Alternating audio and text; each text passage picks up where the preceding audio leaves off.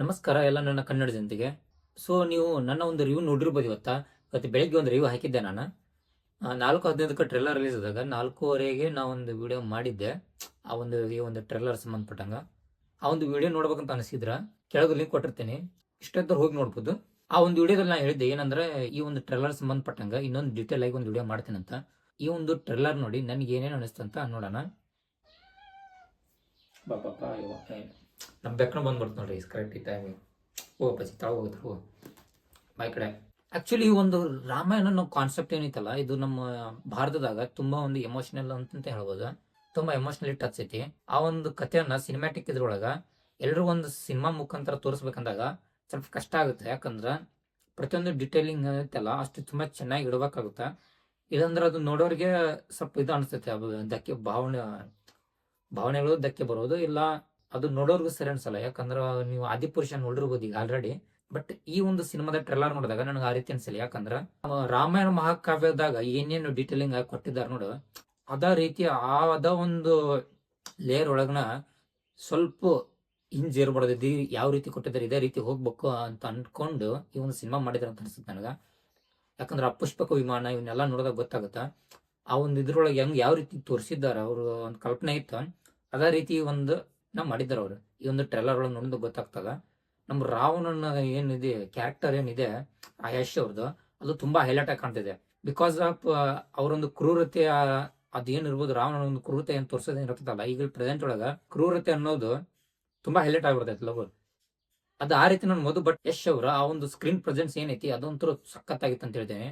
Actually ನಾ ಬರ್ದ್ ಕೊಡ್ತೇನೆ, ಈ ಥಿಯೇಟರ್ ಒಳಗ ರಾವಣನ ಪಾತ್ರದಲ್ಲಿರೋ ಯಶ್ ಅವ್ರನ್ನಂತೂ ಸೆಲೆಬ್ರೇಷನ್ ಹೆವಿ ಆಗಿರ್ತೈತಿ. ಅದಂಕರ ನಾನು ಹೇಳ್ತೇನೆ, ಕರೆಕ್ಟ್ ಬರ್ದ್ ಕೊಡ್ತೇನೆ ಬೇಕಾರೆ. ಯಶ್ ಅವ್ರನ್ನ ತುಂಬಾ ಸೆಲೆಬ್ರೇಟ್ ಮಾಡ್ತಾರೆ ಈ ಒಂದು ಪಿಕ್ಚರ್ ರಿಲೀಸ್ ಆದ್ಮೇಲೆ. ಇನ್ನು ರಾಮನ್ ಕ್ಯಾರೆಕ್ಟರ್ ಅಂತ ಬಂದ್ಮೇಲೆ ಡಿಸೆಂಟ್ ಆಗಿರ್ತದೆ. ಯಾಕಂದ್ರ ರಾಮ ಒಬ್ಬ ಯಾವುದೇ ಕೋಪ ಗೀಪ ಅಸೂಯೆ ಇಲ್ಲದಂತ ವ್ಯಕ್ತಿ, ತುಂಬಾ ಶಾಂತ ರೂಪದ ವ್ಯಕ್ತಿ. ಒಬ್ಬ ಏನು ನಮ್ಮ ಪುರಾಣದ ಪ್ರಕಾರ ರಾಮ ಈ ರೀತಿ ಇರ್ತಾನೆ ವ್ಯಕ್ತಿ. ಸೊ ಅದೇ ರೀತಿ ಅವರು ಈ ಒಂದು ಟ್ರೇಲರ್ ತೋರಿಸಿದಾರ. ಹಂಗಾಗಿ ಅದು ಜಾಸ್ತಿ ಹೈಲೈಟ್ ಅನ್ಸೋದಿಲ್ಲ ನಮಗ. ಬಟ್ ಹೇಗ್ ತೋರ್ಸ್ಬೇಕ ರಾಮನ್ನ ಆ ರೀತಿ ತೋರಿಸಿದಾರ. ನನಗಂತೂ ತುಂಬಾ ಇಷ್ಟ ಆಯ್ತದ. ರಾಮನನ್ನ ಹೇಗ್ ತೋರಿಸ್ಬೇಕು, ರಾಮನ್ ಹೇಗ್ ತೋರಿಸ್ಬೇಕು ಅನ್ನೋದು ಆಕ್ಚುಲಿ ಈ ರಾಮಾಯಣ ಟೀಮ್ ಏನೈತಲ್ಲ ಅವ್ರು ಕರೆಕ್ಟ್ ಆಗಿ ತಿಳ್ಕೊಂಡು ಮಾಡ್ದಂಗೆ ಐತಿದ. ಇನ್ನು ಕೆಲವೊಂದು ಸಿಜೆ ಈ ಕಡೆ ಅಂದ್ರ ಸ್ವಲ್ಪ ಏನೇನೋ ಹೌದು ಅಲ್ಲೋ ಕೆಲವೊಮ್ಮೆ ಇದು ಅನಿಸ್ತದ, ರಿಯಲಿಸ್ಟಿಕ್ ಅನಿಸ್ಲಿಲ್ಲ. ಆದ್ರೆ ಆಲ್ಮೋಸ್ಟ್ 90-95% ಐತಲ್ಲ ಪರ್ಫೆಕ್ಟ್ ಆಗಿದೆ ಅಂತ ಹೇಳ್ತೇನೆ ನಾನು. ನಮ್ಮ ಯಶ್ ಅವರ ಆ ಒಂದು ಪಾತ್ರಕ್ಕೆ ಐತಲ್ಲ, ಅವ್ರ ಬಾಡಿ ಅಂತ ಸಖತ್ ಕಾಣ್ತೈತೆ. ಯಾಕಂದ್ರೆ ಅವ್ರ ಒಂದು ಆಕ್ಷನ್ ಸೀನ್ ಎಲ್ಲ ನೋಡಿ ತೋರಿಸಿದ್ರಲ್ಲ, ಏನ್ ಗುಡ್ ಅವನು ಬ್ಯಾಂಕ್ ಅಂತ ಹೇಳ್ಬೋದ. ಆ ಒಂದು ಸಿಂಹಕ್ಕೆ ಹೇಳ್ತಾರ ನೋಡಲ್ಲ, ಹೇ ಅಂತ ಒಂದು ಬಾಯ್ ಮಾಡ್ತಾರಲ್ಲ, ನಾವು ತಗೋರಿ ದೀಪಾವಳಿ ಯಾವ ಬರ್ತನ ಅಂತ ಕಾಯತೀನಿ. ಅಷ್ಟು ಕ್ಯೂರಿಯಾಸಿಟಿ ಹುಡ್ಸೈತಿ ಈ ಒಂದು ಟ್ರೇಲರ್ ನಮ್ಗ. ಇನ್ನು ಸಾಯಿ ಪಲ್ಲವ್ರಂತೂ ಸೂಪರ್ ಅಂತ ಹೇಳ್ಬೋದು. ಆ ಒಂದು ಸೀತಾಮಾತಾ ಪಾತ್ರಕ್ಕೆ ಸಾಯಿ ಪಲ್ಲವ್ರು ಸೂಟ್ ಆಗ್ತಾರಂತ ಯಶ್ ಅವರೇ ಐಡಿಯಾ ಕೊಟ್ಟಿದ್ದು ಆ ಒಂದು ರಾಮಾಯಣ ಟೀಮ್ಗೆ. ಬಟ್ ಅದು ಹೇಗ್ ಕಾಣುತ್ತೆ ಸ್ಕ್ರೀನ್ ಮೇಲೆ ಗೊತ್ತಿದ್ದಿಲ್ಲ. ಬಟ್ ಟ್ರೇಲರ್ ನೋಡಿದಾಗ ಓಕೆ ಪರ್ಫೆಕ್ಟ್ ಆಗಿದೆ ಈ ಒಂದು ಪಾತ್ರಕ್ಕೆ ಸಾಯಿ ಪಲ್ಲವ್ರು ಅಂತ ಅನಿಸ್ತು. ಇನ್ನು ಮ್ಯೂಸಿಕ್ ಅಂತೂ ಹ್ಯಾನ್ಸ್ ಜಿಮ್ಮರ್ ಅವ್ರು ಮತ್ತು ಹ್ಯಾ ರಹಮಾನ್ ಅವ್ರು ಮಾಡಿದಾರ, ಸಖತ್ತಾಗಿದೆ. ಹಾಲಿವುಡ್ ಬೆಳಗ್ಗೆ ಮ್ಯೂಸಿಕ್ ಬರ್ತದಲ್ಲ ಆ ತರ ಅನಿಸ್ತೈತೆ. ಈ ಒಂದು ಬಿಳಿ ಐರಾವತ ಬರ್ತದಲ್ಲ, ಅದು ಇಂದ್ರನ ಲೋಕದಾಗ ನಡೆಯುವಂತದ ಒಂದು ಸೀನ್ ಅಂತ ಅನ್ಸತ್ ನನಗ.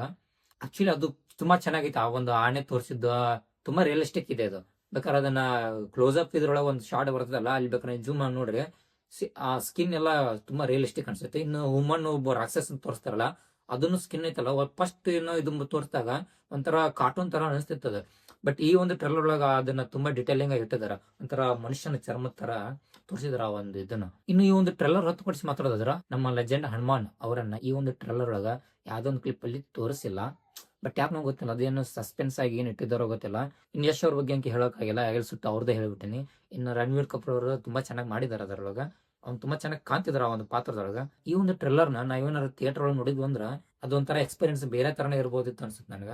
ಸೊ ಈ ಒಂದು ಟ್ರೇಲರ್ ನಮ್ಮ ಮೊದ್ಲು ಏನು ಇವ್ರೊಂದು ಇವೆಂಟ್ ಇಟ್ಕೊಂಡಾಗ ಅವತ್ತ ಯೂಟ್ಯೂಬ್ ಒಳಗೆ ರಿಲೀಸ್ ಮಾಡಿಬಿಟ್ಟಿದ್ರಂದ್ರ ಆ ಲೀಕ್ ಆಗದ ಅಂತವೆಲ್ಲ ಸಮಸ್ಯೆ ಇರ್ತಿದ್ದಿಲ್ಲ ಇವ್ರಿಗೆ. ವಾರಣಾಸಿ ಫಿಲ್ಮ್ ಒಳಗೆ ಮಾಡಿದ್ರು ನೋಡ್ರಿ, ಅವರು ಯಾವತ್ತು ಇವೆಂಟ್ ಇಟ್ಕೊಂಡಿದ್ರು ಅವತ್ತ ಯೂಟ್ಯೂಬ್ ಒಳಗ ಆ ಒಂದು ವಾರಣಾಸಿನ ಏನ ಟೀಸರ್ ಅಥವಾ ಗ್ಲಿಮ್ಸ್ ಹಾಕ್ಬಿಟ್ರು ಅವತ್ತ.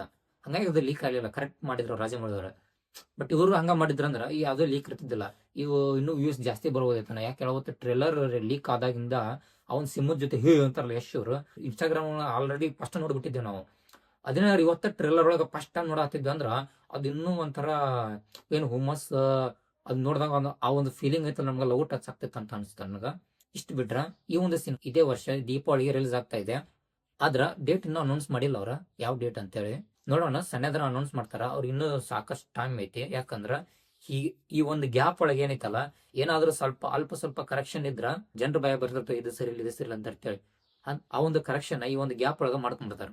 ಇದು ಆಕ್ಚುಲಿ ಬೆಟರ್. ಇದು 1 ತಿಂಗಳು ಅಥವಾ 1-2 ತಿಂಗಳು ಮುಂಚೆನೆ ಒಂದು ಸಿನಿಮಾದ ಟ್ರೇಲರ್ ಬಿಡೋದಂತ ಅತ್ಯುತ್ತಮ. ಯಾಕಂದ್ರ ಕರೆಕ್ಷನ್ ಮಾಡೋದಕ್ಕ ಅವ್ರಿಗೆ ಟೈಮ್ ಸಿಗ್ತದೆ.